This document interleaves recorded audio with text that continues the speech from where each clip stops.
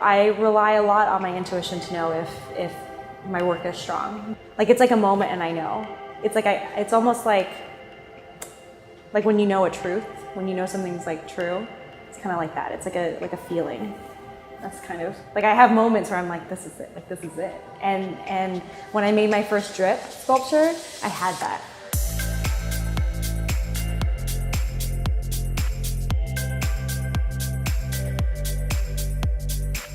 So usually I work at night. I'm most productive and creative during those times. I put on like television shows, so I'll like have Netflix playing in the background. Usually like some comedy, like something I've seen a lot, like The Office or It's Always Sunny in Philadelphia, or Family Guy, cartoons, something that isn't like very involved, that like I could tune in for a second and like get a laugh out of it and then just kind of zone back out.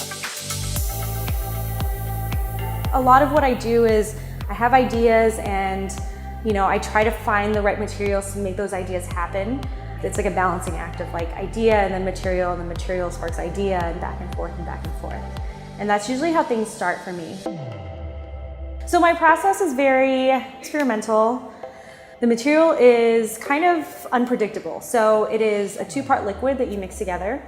And as you mix it, there's a chemical reaction and it starts to expand. So there's different types of foams out there. There's different expansion rates, there's different densities, and all these play a factor. And so because of all these outside factors that I can't control, it has that unpredictability. And what I like is finding that balance between what I can control and what I can't, and being able to just let go. So I try to approach it with a very kind of loose structure, and allow the material to exist the way it wants to. The foam coming down and it like drips a certain way, it's like a surprise to me. They're kind of everything, like they make the whole process for me. The other half of my process, which is the spikes that I do, allows me the control that I want. So both aspects of the process feeds both sides of my personality. The work, it exists in between those two worlds of like beautiful and ugly. The idea that something could be painful, and the way people interact with the work is they want to touch the work. And so to have something that could hurt you, but you still want to touch it, there's this tension there. There's this idea there that, are we attracted to things that are painful? It's great when people can connect and like see it in that way. But not everyone gets or sees immediately that there is like a psychological influence to my work.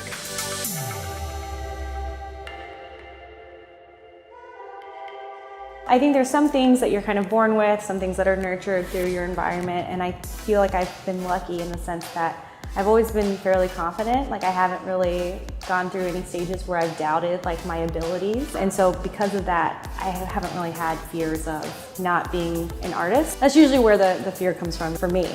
It's not like, can I do it? It's like, can I survive doing it?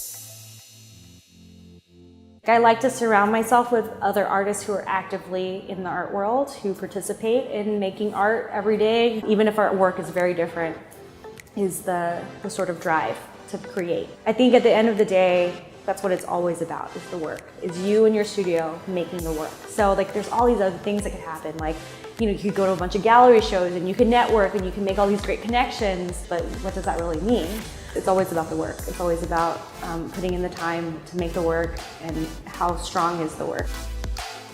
I think developing a strong voice is also really important. I value a strong voice and uniqueness. I value what's coming from that specific person versus like technical ability.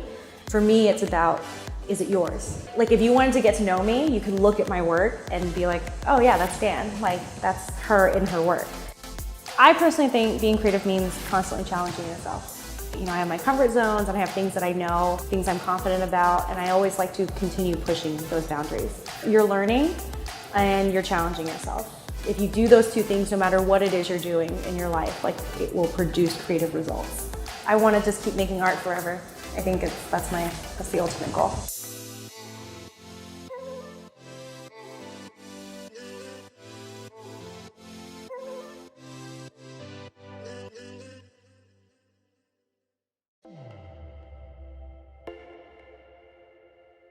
I feel like I could, as long as I have my brain, I think I could make things. Even if I lost my hands, I would still find a way to make art. So as long as my brain is still there, I'm good.